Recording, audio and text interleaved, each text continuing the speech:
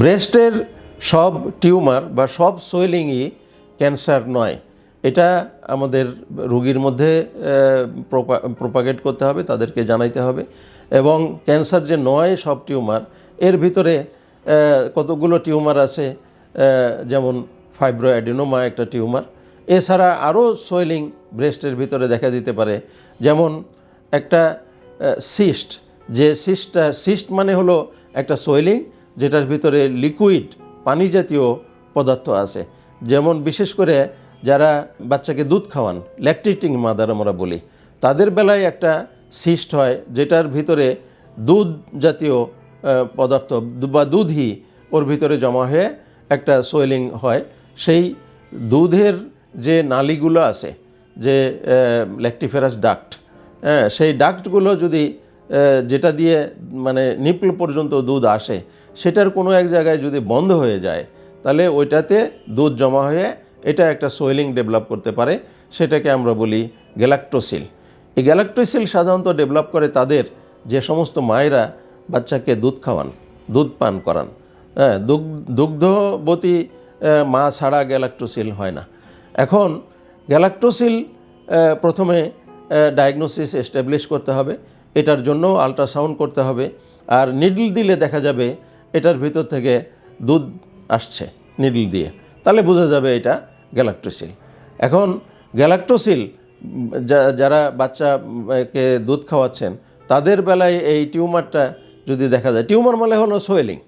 এখন সোয়েলিংটা যে গ্যালাক্টোসিল, এটা যে ক্যান্সার নয়, প্রথমে তাকে এটা বুঝাই দিতে হবে যে এটা থেকে দুধ আসলো, এবং সেই দুধটা যে ফ্লুইডটা আসলো সেটাও পরীক্ষা করা যেতে পারে, বা ওই সোয়েলিংটার থেকে এফএনএসি করেও এটা ডায়াগনোসিস এস্টাবলিশ করা যেতে পারে।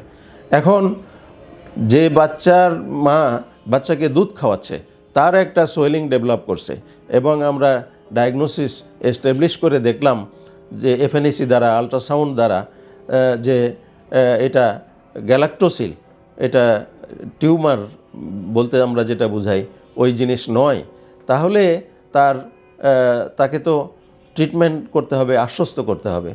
আমরা বাচ্চার মায়ের গ্যালাক্টোসিল যদি ডেভেলপ করে, ওই ধরনের সিস্ট যদি দেখা দেয়, তাহলে তাদেরকে সাথে সাথে অপারেশনে জাম্প করাটা উচিত নয়।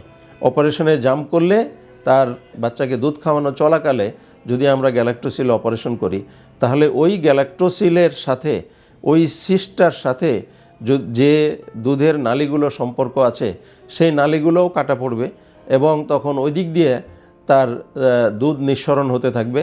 এবং আমরা যে জায়গায় ইনসিশন দিয়ে এই চাকাটাকে রিমুভ করবার যদি কেউ ভুল করে পদক্ষেপ নেয়, তাহলে দেখা যাবে যে ওই ওন দিয়ে দুধ লিকেজ হচ্ছে।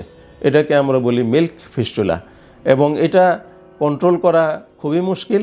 কন্ট্রোল করা যায় না যতক্ষণ পর্যন্ত না তার দুধ বন্ধ করে দেওয়া যায়। তো এখন দুধ বন্ধ, বাচ্চা 2 মাস 3 মাস 4 মাস হয়েছে, সে দুধের উপরেই নির্ভরশীল। সেই মায়ের যদি আমরা দুধ বন্ধ করে দিই, তাহলে তো তার বাচ্চা সাফার করবে। কাজে সেই সমস্ত ক্ষেত্রে আমরা জাস্ট নিডল দিয়ে অ্যাসপিরেট করে ওই সিস্টটা খালি করে দিতে পারি, তারপরে বাচ্চা দুধ খেতে থাকবে। দুধ খেতে থাকলে প্রয়োজনে হয়তো ভবিষ্যতে আরও 1-2 বার অ্যাসপিরেট করা যেতে পারে। তারপরে যখন তার বাচ্চার দুধ ছাড়া অন্যান্য জিনিসের উপরে খাওয়া দাওয়া নির্ভরশীল হয়ে পড়বে, তখন দুধ বন্ধ করে দিয়ে এটাকে রিমুভ করতে হবে। দুধ বন্ধ করে রিমুভ না করলে সে পেশেন্টও বিপদে পড়বে, সার্জনও বিপদে পড়বে। আপনাদের স্বাস্থ্য বিষয়ে সচেতন করার জন্যই আমাদের এই আয়োজন। তাই প্রতিনিয়ত স্বাস্থ্য বিষয়ে বিভিন্ন টিপস পেতে আমাদের চ্যানেলটি সাবস্ক্রাইব করুন, এবং বেশি বেশি লাইক ও শেয়ারের মাধ্যমে সবাইকে আমাদের সঙ্গে সংযুক্ত হবার সুযোগ করে দিন।